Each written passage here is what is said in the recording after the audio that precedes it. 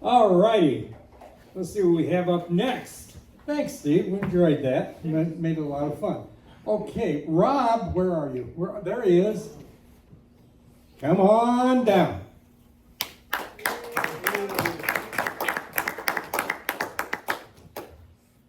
Hello, everybody. I decided this month I would pick the Everglades, a little kayak trip to the Everglades. Two guys that work together, they're biologists.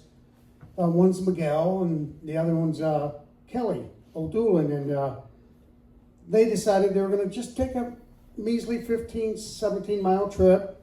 They had done it before.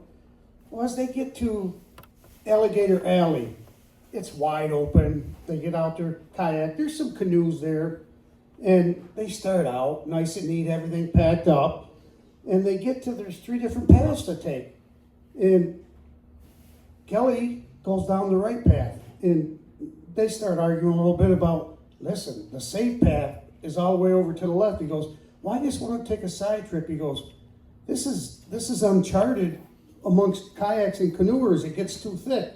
Well, they decide to go. And this nice wide open space starts closing in on them. Pretty soon you have the tall grass, the Spanish moss, old oak trees, and pretty soon, as they're going, the water is narrow on both sides of them with the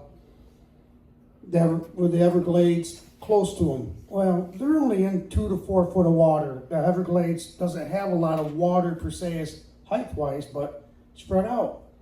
As they get going, they start seeing alligators. And then they start seeing the little waves of the water moccasins, and now they're getting concerned. And Kelly finally admitted that he wanted to try to find the lost city in the Everglades because he heard there had been gold from the Confederacy buried there. And he had a surefire map that somebody gave him where it was. So they're going on, and the clouds are starting to get dark, and it's getting windy because it's Florida. They get down further, and these water moccasins can come right up over your canoe or kayak or a raft. They don't have any, they're not scared. So they go on down through, and they get down there, and they find where it looked like mounds of dry areas. They pull up. They get looking around, and they see, well, maybe there were buildings here. And Miguel says, we really should go another couple miles, because if we're going to camp overnight, we need to be secure, and the storms are coming. Well, they got messing around.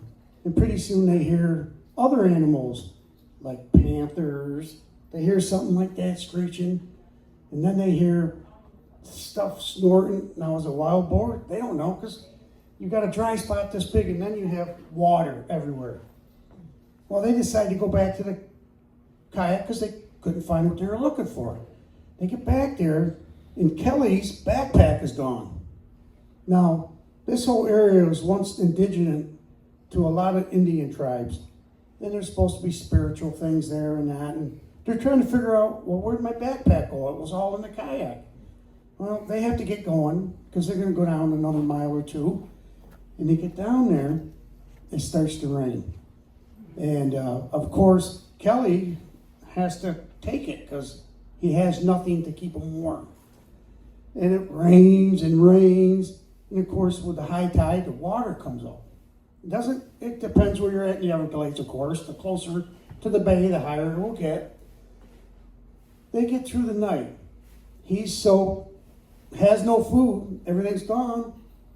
Miguel doesn't really want to share anything with him because it's like he didn't want to go this way to begin with. He wanted a nice ride, relax, which people do when they're around water. He didn't want to go through all the trials and trials. No, they go to get back in their kayak, and they noticed that there's some alligators around. So now they're trying to figure out how to get by all this. And they finally get in the kayak and they get going. As they go down another mile, here's Kelly's backpack floating. The backpacks, if you're on water, you always put styrofoam in the bottom. Of course, everything's pretty much out of it. And they had to get rough, and as they got close to the sides with the tall grass and that, and the top of the grasses will cut you. And then they're getting bit by mosquitoes because the repellents are gone.